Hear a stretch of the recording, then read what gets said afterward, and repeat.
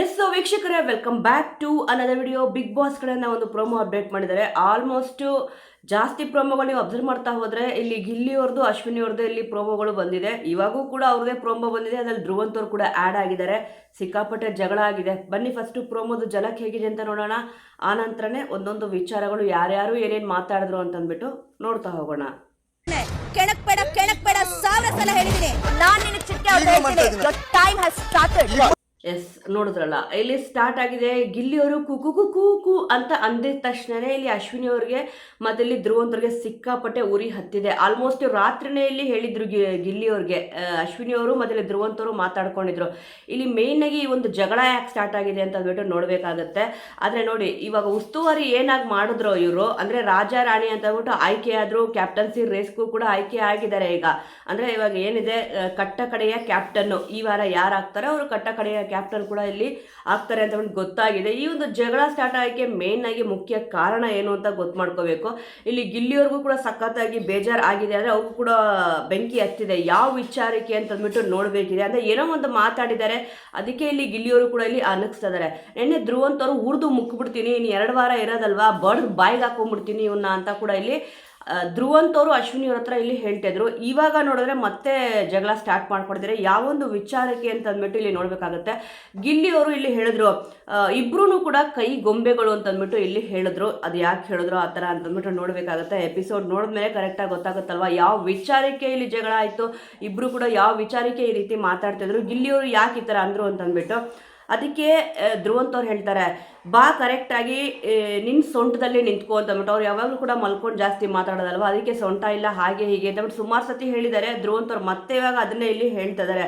ನಿನ್ನ ಸೊಂಟದಲ್ಲಿ ಬಂದು ನಿಂತ್ಕೊಂಡ್ಬಿಟ್ಟು ಮಾತಾಡು, ಹಲ್ಲುಚ್ಕೋ ಫಸ್ಟು, ತಲೆ ಬಾಚ್ಕೋ, ಆ ನಂತರ ಬಂದ್ಬಿಟ್ಟು ಇಲ್ಲಿ ಮಾತಾಡು ಅಂತಂದ್ಬಿಟ್ಟು ಇಲ್ಲಿ ಹೇಳಿದ್ರು. ಅವ್ರು ಹಲ್ಲಾದರೂ ಉಜ್ಕೊಳ್ಳಿ, ತಲೆ ಆದರೂ ಬಾಚ್ಕೊಳ್ಳಿ. ಇವಾಗ ನೋಡಿ ಧ್ರುವಂತ್ ಅವರು ಎಷ್ಟು ಚೇಂಜ್ ಆಗ್ತಿದ್ದಾರೆ ಅಂತಂದರೆ, ಯಾವಾಗಲೂ ಕೂಡ ಎಷ್ಟು ಸಮಾಧಾನವಾಗಿ ಇಲ್ಲಿ ಮಾತಾಡ್ತಿದ್ರು, ಆದರೆ ಇವಾಗ ಸಿಕ್ಕಾಪಟ್ಟೆ ಇಲ್ಲಿ ಕೋಪ ಮಾಡ್ಕೊತಿದ್ದಾರೆ, ಅದು ಗೊತ್ತಾಗ್ತದೆ. ಅದರಲ್ಲೂ ಕೂಡ ಅಶ್ವಿನಿ ಅವ್ರ ಚಾಲೆಂಜ್ ಹಾಕಿದ್ದಾರೆ, ಬಿಡೋದೇ ಇಲ್ಲ, ಬಡ್ದು ಬಾಯಿಗೆ ಹಾಕೊಂಡ್ಬಿಡ್ತೀನಿ, ಉರಿದು ಮುಕ್ಕಿಬಿಡ್ತೀನಿ ಅಂತ ಅಂದ್ಬಿಟ್ಟು. ಇಲ್ಲಿ ಗಿಲ್ಲಿಯವರು ಕೂಡ ಉರಿದು ಮುಕ್ತಾರೆ ಅಂತ ಅಂದ್ಬಿಟ್ಟು ಅವ್ರಿಗೂ ಕೂಡ ಗೊತ್ತಿದೆ ಅಲ್ವಾ. ಕೆಲವೊಂದ್ಸತಿ ಅಹಂ ಅನ್ನೋದು ಜಾಸ್ತಿ ಆದಾಗ, ನನಗೆ ನಾನೇ ಗ್ರೇಟು ಅಂತ ಅನಿಸ್ದಾಗ ಈ ರೀತಿಗಳು ವರ್ಡಂತೂ ಬರೋದು ಸಹಜನೇ. ನೀವು ಮಾಡುವ ಇಂಟ್ರ್ಯೂ ಕೂಡ ಇಲ್ಲಿ ನೋಡಿರ್ತೀರಾ, 1-2 ಕಡೆ ಇಲ್ಲಿ ಸ್ವಲ್ಪ ಅವ್ರಿಗೆ ಮೈನಸ್ ಹೊಡೆದಿತ್ತಷ್ಟೇ. ಯಾರು ಗೆಲ್ಲಬೇಕು ಅಂತ ಕೇಳಿದಷ್ಟೇ ಇಲ್ಲಿ ರಕ್ಷಿತ್ ಅವ್ರು ಗೆಲ್ಲಬೇಕು, ಇಲ್ಲ ರಘು ಅವ್ರು ಗೆಲ್ಲಬೇಕು ಅಂತ ಇಲ್ಲಿ ಹೇಳಿದ್ರು. ಅದೇ ಮೊದಲನೇ ಸತಿ ಇಲ್ಲಿ ಕೇಳಿದಾಗ, ಇಲ್ಲ ನಾನೇ ಗೆಲ್ಲಬೇಕಿತ್ತು, ನಾನು ಈಚೆನೇ ಬರಬಾರ್ದಿತ್ತು ಅಂತ ಇಲ್ಲಿ ಮಾತಾಡಿದ್ರು. ಸೇಮ್ ಅದೇ ರೀತಿ ಇಲ್ಲಿ ಧ್ರುವಂತ್ ಅವರು ಕೂಡ ಇಲ್ಲಿ ಮಾಡ್ತಿದ್ದಾರೆ. ಒಟ್ಟಿನಲ್ಲಿ ಕಂಟೆಂಟ್ ಕೊಡಬೇಕು, ಮತ್ತು ಫೂಟೇಜ್ ಬೇಕು, ಫೂಟೇಜ್ನ ತಿನ್ಬೇಕಲ್ವಾ, ಈ ರೀತಿಯಾಗಿ ಮಾತುಗಳು ಬಂದೇ ಬರುತ್ತೆ. ಇದು ಕಂಟೆಂಟ್ಗೋಸ್ಕರ ಮಾಡ್ತಿದ್ದಾರೋ ಅಥವಾ ಫೂಟೇಜ್ಗೋಸ್ಕರ ಮಾಡ್ತಿದ್ದಾರೋ ಧ್ರುವಂತ್ ಅವರು ಗೊತ್ತಿಲ್ಲ. ಒಟ್ಟಿನಲ್ಲಿ ಗಿಲ್ಲಿಯವ್ರನ್ನ ಟಾರ್ಗೆಟ್ ಮಾಡ್ಕೊಂಡ್ಬಿಟ್ಟಿದ್ದಾರೆ. ಒಟ್ಟಿನಲ್ಲಿ ಅವನ ಹತ್ರ ಹೇಗಾದ್ರೂ ಮಾಡಿ ಜಗಳ ಆಡಬೇಕು ಅಂತ ಬಿಟ್ಟು. ಅವರು ಕ್ಲೋಸ್ ಆಗಂತೂ ಇಲ್ಲಿ ಧ್ರುವಂತ್ ಅವ್ರ ಜೊತೆ ಮಾತಾಡೋಕ್ಕೆ ಚಾನ್ಸೇ ಇಲ್ಲ. ಯಾಕಂದರೆ ಗಿಲ್ಲಿಯವ್ರಿಗೆ ಗೊತ್ತು, ಅವ್ರ ಒಂಥರ ಡ್ರಿಲ್ಲಿಂಗ್ ಮಿಷಿನ್ನು, ಡ್ರಿಲ್ ಹೊಡಿತಾರೆ ತಲೆಗೆ ಅಂತ ಅಂದ್ಬಿಟ್ಟು. ಅದಕ್ಕೆ ಧ್ರುವಂತ್ ಅವರೇ ಹೇಗೋ ಮಾಡ್ಬಿಟ್ಟು ಮಾತಾಡ್ಸಾರ ಅಂತ ಇಲ್ಲಿ ಮಾತಾಡಿಸ್ತಿದ್ದಾರೆ. ಒಟ್ಟಿನಲ್ಲಿ ಜಗಳ ಆಡ್ತಿದ್ದಾರೆ. ಫೂಟೇಜ್ ಅಂತೂ ಚೆನ್ನಾಗಿ ಸಿಗ್ತದೆ ಧ್ರುವಂತ್ ಅವ್ರಿಗಂತೂ. ಅಂದರೆ ಅವ್ರು ಫೂಟೇಜ್ ತೊಗೊತಿದ್ದಾರೆ ಸಿಗ್ತದೆ ಅನ್ನೋಕ್ಕಿಂತ, ಗಿಲ್ಲಿಯವ್ರ ಜೊತೆ ಬೇಕು ಅಂತ ಕಾಲು ಕರ್ಕೊಂಡು ಜಗಳಕ್ಕೆ ಹೋಗೋದು. ಒಂದು ಉಸ್ತುವಾರಿ ಮಾಡ್ಬೇಕಾದ್ರೆ ನೀವು ಇಲ್ಲಿ ನೋಡ್ಬೋದು, ಸುಮ್ಮನೆ ಕುತ್ಕೊಳ್ಳಿ ಅಂತ ಇಲ್ಲಿ ಗಿಲ್ಲಿಯವ್ರು ಹೇಳಿದ್ರು. ಅಂದರೆ ಏನು ಕೂಡ ಮಾತಾಡಬೇಡಿ, ನೋಡೋರು ಅಂತ ಕುತ್ಕೊಳ್ಳಿ ಅಂತ ಹೇಳಿದಾಗ ಆ ಶವರಲ್ಲಿ ನೀರು ಬಿಡುತ್ತಲ್ಲ, ಅವಾಗ ಇಲ್ಲಿ ಕೂಗಾಡ್ತಾ ಇರ್ತಾರೆ, ನಾನು ಹೀಗೆ ಮಾಡೋದು ಹಾಗೆ ಮಾಡೋದು ಅಂತ ಇಲ್ಲಿ ಅರ್ಚಾಡ್ತಿದ್ರು. ಯಾಕೆ ಆ ಥರ ಅರ್ಚಾಡಬೇಕು? ಅನ್ನೆಸೆಸರಿ ಟಾಕ್ ಎಲ್ಲ ಇಲ್ಲಿ ಮಾಡ್ತಾ ಇದ್ದಾರೆ. ಅಂದರೆ ಆ ಒಂದು ಉಸ್ತುವಾರಿ ಟೈಮಲ್ಲಿ ನಾನು ಹೇಳ್ತಾ ಇರೋದು. ಅಶ್ವಿನಿ ಅವರು ಕೂಡ ಇಲ್ಲಿ ಇದ್ರು, ಮತ್ತು ಇಲ್ಲಿ ಗಿಲ್ಲಿಯವರು ಕೂಡ ಇಲ್ಲಿ ಇದ್ರು. ಬಟ್ ಮಾತಾಡಬೇಡ ಅಂತ ಅಂದಾಗ ಸುಮ್ಮನೆ ಇರಬೇಕಿತ್ತು. ಮಾತಾಡಬೇಡ ಅಂತ ಹೇಳಿದ್ರು ಕೂಡ ಇಲ್ಲಿ ಧ್ರುವಂತ್ ಅವರು ಮಾತಾಡೋಕ್ಕೆ ಸ್ಟಾರ್ಟ್ ಮಾಡಿದ್ರು. ಏನು ಮಾಡ್ಕೊಂತೀಯ, ನಾನು ಇಲ್ಲೇ ಕುತ್ಕೊಂತೀನಿ, ಏನು ಮಾಡ್ಕೊಳಕ್ ಆಗಲ್ಲ, ಹಾಗೆ ಹೀಗೆ ಅಂತ ಮಾತಾಡಿದ್ರು. ಅಂದರೆ ಒಟ್ಟು ಕಾಲು ಕೆರ್ಕೊಂಡು ಜಗಳಕ್ಕೆ ಹೋಗ್ತಿದ್ದಾರೆ ಅಂತ ಅಂದ್ಬಿಟ್ಟು ಇಲ್ಲಿ ಗೊತ್ತಾಗ್ತದೆ. ಆನಂತರ ನೋಡಿ, ಇಲ್ಲಿ ಪ್ರೋಮೋದಲ್ಲಿ ಇರೋ ಪ್ರಕಾರ ಇಲ್ಲಿ ಹೇಳ್ತಾರೆ ಅಶ್ವಿನಿ ಅವರು, ಏ ಜೋಕರ್ ಅಂತ ಅಂದ್ಬಿಟ್ಟು, ಅದು ಚಿಟಿಕೆ ಹೊಡೆದ್ಬಿಟ್ಟು ಹೇಳ್ತಾರೆ, ನಿನಗೆ ನಾಚಿಕೆ ಆಗಬೇಕು ಅಂತ ಕೂಡ ಇಲ್ಲಿ ಹೇಳ್ತಾರೆ. ನಾಚಿಕೆ ಯಾಕೆ ಆಗಬೇಕು? ಇಲ್ಲಿ ಅವರು ರೇಗಿಸ್ತಿದ್ದಾರೆ, ಇದರಲ್ಲಿ ನಾಚಿಕೆ ಪಡೋ ವಿಚಾರ ಏನಿದೆ, ಅದನ್ನು ಕೂಡ ಚಿಟಿಕೆ ಹೊಡೆದು ಹೇಳ್ತಿದಾರಲ್ವ ಅವರು ಕೂಡ.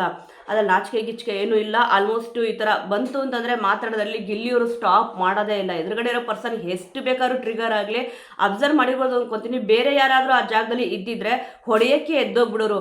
ಇಲ್ಲಿ ಗಿಲ್ಲಿ ಅವರು ಮಾತಲ್ಲೇ ಇಲ್ಲಿ ಹೇಳ್ತಿದ್ದಾರೆ. ಯಾಕಂತಂದ್ರೆ ಅಷ್ಟು ಟ್ರಿಗರ್ ಮಾಡ್ತಿದ್ದಾರೆ ಇಬ್ರು ಕೂಡ ಮಾತಾಡ್ಬೇಕಾದ್ರೆ. ಅಶ್ವಿನಿ ಅವರು ಕೂಡ ಅಷ್ಟೇ, ಮತ್ತೆ ಇಲ್ಲಿ ಧ್ರುವಂತ್ ಅವರು ಕೂಡ ಇಲ್ಲಿ ಅಷ್ಟೇ. ಅಂದ್ರೆ ತಪ್ಪು ಅವ್ರೊಬ್ಬರದೇ ಅಂತ ನಾನು ಇಲ್ಲಿ ಹೇಳ್ತಲ್ಲ, ಅಂದ್ರೆ ಅಶ್ವಿನಿ ಅವ್ರದ್ದು ತಪ್ಪು, ಧ್ರುವಂತ್ ಅವ್ರದ್ದು ತಪ್ಪು ಅಂತ ನಾನು ಹೇಳ್ತಾ ಇರೋದು. ಇಲ್ಲಿ ಗಿಲ್ಲಿಯವರು ಕೂಡ ಅದೇ ರೀತಿ ಮಾತಾಡ್ತಾರೆ. ಬಟ್ ಯಾವ ವಿಚಾರಕ್ಕೆ ಮಾತಾಡ್ತಿದ್ದಾರೆ ಅಂತ ಗೊತ್ತಾಗ್ಬೇಕಲ್ವಾ. ನೋಡೋಣ, ಎಪಿಸೋಡ್ ನೋಡಿದಾಗ ಇಲ್ಲಿ ಗೊತ್ತಾಗುತ್ತೆ. ಧ್ರುವಂತ್ ಅವ್ರು ನೋಡಿ ಏನ್ ಹೇಳ್ತಾರೆ ಅಂತ ಅಂದ್ಬಿಟ್ಟು, ನಟರಾಜ್ ನಿನಗೆ ಅರ್ಧ ಗಂಟೆಗೂ ಕೊಡ್ತೀನಿ ಅಂತ ಇಲ್ಲಿ ಹೇಳ್ತಿದ್ದಾರೆ. ನೋಡಿ, ಅಂದ್ರೆ ಇವ್ರು ಕೊಟ್ರೆ ಇಲ್ಲಿ ಗಿಲ್ಲಿಯವ್ರು ಇಸ್ಕೊಂಡ್ಬಿಡ್ತಾರ, ಅವರು ಕೂಡ ವಾಪಸ್ ಕೊಟ್ಟೇ ಕೊಡ್ತಾರೆ ತಾನೆ. ಇವಾಗ ನಾವೇನಾದ್ರೂ ಅವ್ರು ಕೊಡ್ತಿದೀವಿ ಅಂತಂದ್ರೆ ಇಡ್ಸ್ಕೊಳ್ಳೋ ತಾಕತ್ತು ನಮ್ಮ ಹತ್ರನೂ ಇಲ್ಲಿ ಇರಲೇಬೇಕಾಗತ್ತೆ.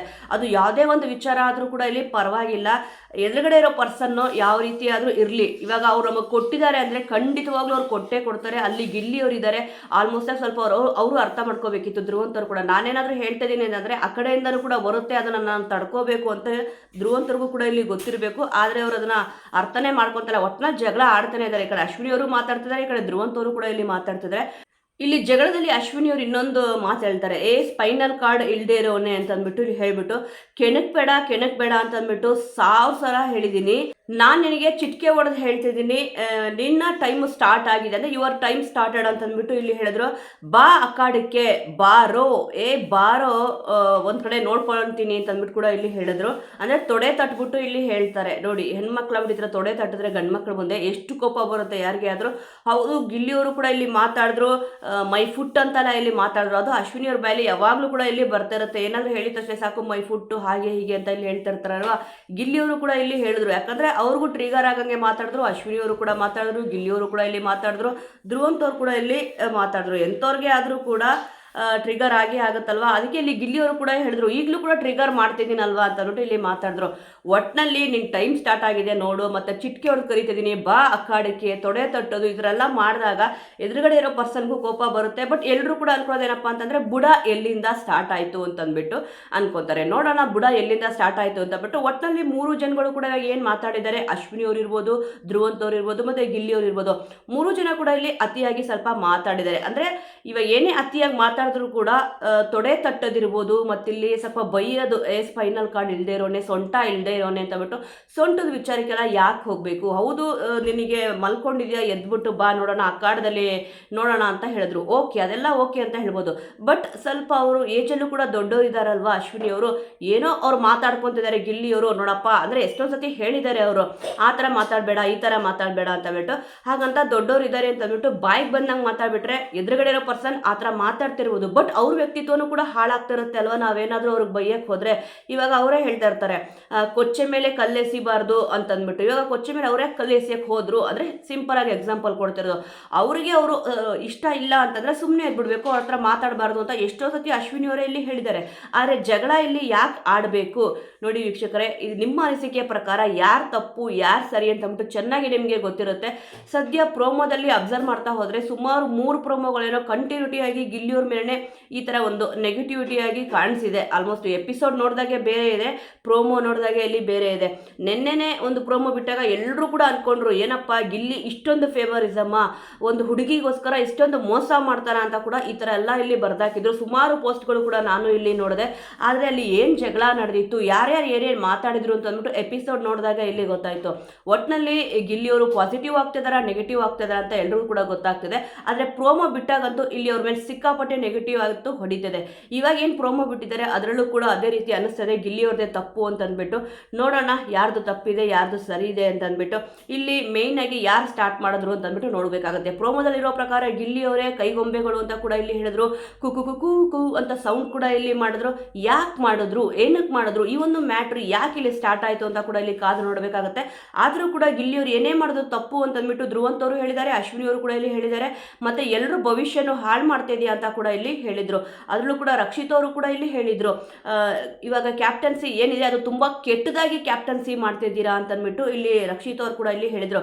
ತುಂಬ ಕೆಟ್ಟದಾಗಿ ಏನು ಇಲ್ಲಿ ಅವ್ರ ಕ್ಯಾಪ್ಟನ್ಸಿನ ನಿಭಾಯಿಸ್ತಲ್ಲ, ಫೇವರಿಸಮು ಕೂಡ ಇಲ್ಲಿ ಮಾಡ್ತಲ್ಲ. ಆದರೆ ಯಾಕೆ ಎಲ್ರಿಗೂ ಕೂಡ ಈ ಥರ ಅನ್ನಿಸ್ತದೆ, ಅವ್ರ ಪಾಡಿಗೆ ಅವರು ಕ್ಯಾಪ್ಟನ್ಸಿ ನಿಭಾಯಿಸ್ತಿದ್ದಾರೆ, ಅವ್ರಿಗೆ ಏನು ಕೊಟ್ಟಿದ್ದಾರೋ ಅಧಿಕಾರ ಸಿಕ್ಕಿದೆಯೋ ಅದನ್ನು ಕರೆಕ್ಟಾಗಿ ನಿಭಾಯಿಸ್ಕೊಂಡು ಹೋಗ್ತಿದ್ದಾರೆ. ಆದರೆ ಆ ಒಂದು ಜಾಗದಲ್ಲಿ ಅಂದರೆ ಕಾವ್ಯ ಅವರು ಎಲ್ಲೆಲ್ಲಿ ಇದ್ದಾರೋ ಆ ಒಂದು ಜಾಗದಲ್ಲಿ ಅವರು ಫೇವರಿಸಮ್ ಮಾಡ್ತಿದ್ದಾರೆ ಅಂತ ಅಂದ್ಬಿಟ್ಟು ಎಲ್ರಿಗೂ ಅನ್ನಿಸ್ತದೆ.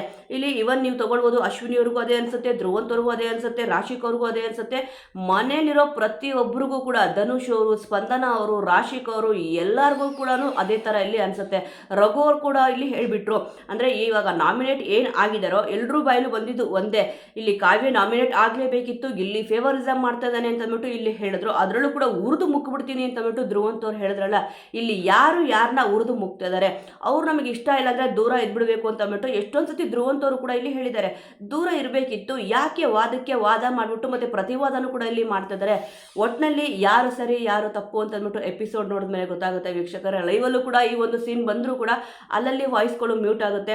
ನೋಡೋಣ ಇವತ್ತಿನ ಎಪಿಸೋಡಲ್ಲಿ ಏನೇನೆಲ್ಲ ಆಯಿತು ಅಂತ ತೋರಿಸ್ತಾರೆ. ನಿಮ್ಮ ಅನಿಸಿಕೆಯ ಪ್ರಕಾರ ಇಲ್ಲಿ ಯಾರು ಸರಿ ಇರ್ಬೋದು ಮತ್ತು ಇಲ್ಲಿ ಯಾರು ತಪ್ಪಾಗಿ ಮಾತಾಡಿರ್ಬೋದು ಅಂತ ನಿಮಗನ್ಸುತ್ತೆ? ಮತ್ತು ಇವಾಗ ಯಾರ್ಯಾರು ನಾಮಿನೇಟ್ ಆಗಿದ್ದಾರೆ, ಯಾರು ಈ ವಾರ ಮನೆಗೆ ಹೋಗ್ಬೋದು, ನೀವು ಯಾರು ಸಪೋರ್ಟ್ ಮಾಡ್ತೀರಾ? ಮತ್ತು ಕ್ಯಾಪ್ಟನ್ಸಿ ರೇಸಲ್ಲಿ ಕಟ್ಟ ಕಡೆಯ ಕ್ಯಾಪ್ಟನ್ ಆಗ್ತಾರೆ, ಇವತ್ತು ಯಾವ ಥರ ಗೇಮ್ ಕೊಡ್ತಾರೆ ಅಂತ ಕೂಡ ಇಲ್ಲಿ ಕಾದು ನೋಡೋಣ ವೀಕ್ಷಕರೇ. ನಿಮ್ಮ ಅನಿಸಿಕೆ ಪ್ರಕಾರ ಯಾರು ಕ್ಯಾಪ್ಟನ್ಸಿ ರೇಸ್ಗೆ ಹುಡುಗರಲ್ಲಿ ಹೋಗ್ಬೋದು, ಯಾರು ಮುಂದಿನ ವಾರದ ಕ್ಯಾಪ್ಟನ್ ಆಗಬಹುದು? ಆದರೆ ಇವಾಗ ಕ್ಯಾಪ್ಟನ್ಸಿ ರೇಸಲ್ಲಂತೂ ಅಶ್ವಿನಿ ಅವರು ಮತ್ತಿಲ್ಲಿ ಗಿಲ್ಲಿಯವರಂತೂ ಇದ್ದೇ ಇದ್ದಾರೆ. ಅದಕ್ಕೆ ಇಲ್ಲಿ ಅಖಾಡಕ್ಕೆ ಬಾ ನೋಡೋಣ ಅಂತ ಇಲ್ಲಿ ತೊಟ್ಟು ಕೂಡ ಇಲ್ಲಿ ಅಶ್ವಿನಿ ಅವರು ಹೇಳಿದ್ರು. ನೋಡೋಣ ಲಕ್ ಯಾರಿಗಿದೆ ಅಂತ ಅಂದ್ಬಿಟ್ಟು.